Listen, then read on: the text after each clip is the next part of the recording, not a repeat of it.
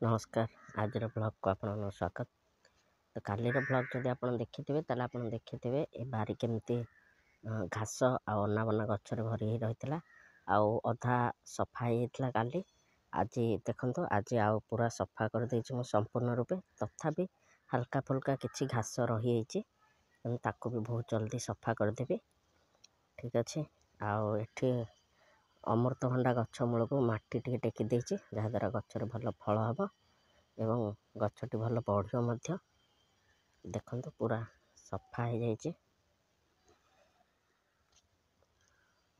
तबे आम गाँ पिला जो रील्स बनवा पॉइंट सेटा भी सफा हो जाइए। चलते ताकू भी देखा।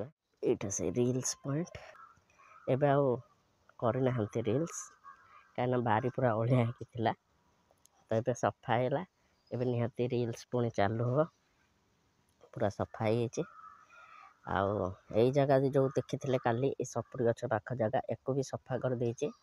आउ केवल अल्प जगह से तक रहा एतक मुझे सफा करदेवी कहीं ये नड़िया गछटा भी अच्छे। तो ता मूल आउ पाख यही पोर्सन नहीं कि पूरा सेतक सफा करी।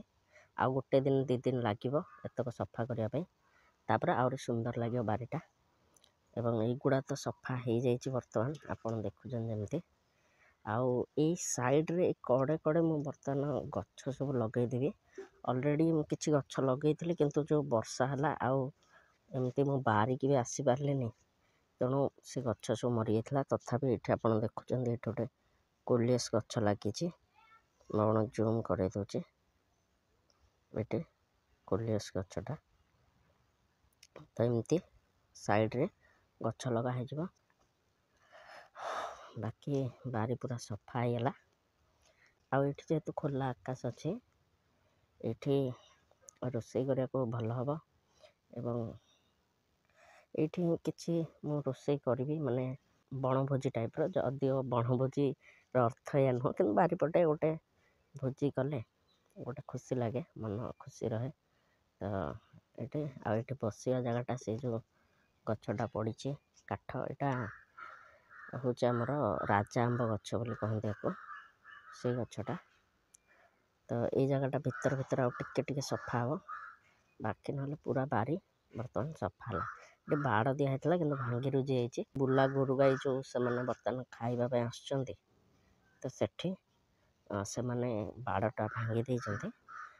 बाकी एमती देखु बारीटा गोटे थर आउ सूर्य टिके टिके देखा मेघ आज भी होगी रही। तो बर्तमान देखो खरा टिके पड़गला। खरा दिन ये बसिया को बहुत सुविधा हुए, खूब पवन हुए। खरा दिन ये सब बसा उठा करती।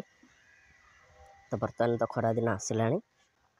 बाकी जहाँ अपडेट नेक्स्ट ब्लॉग रे देखा।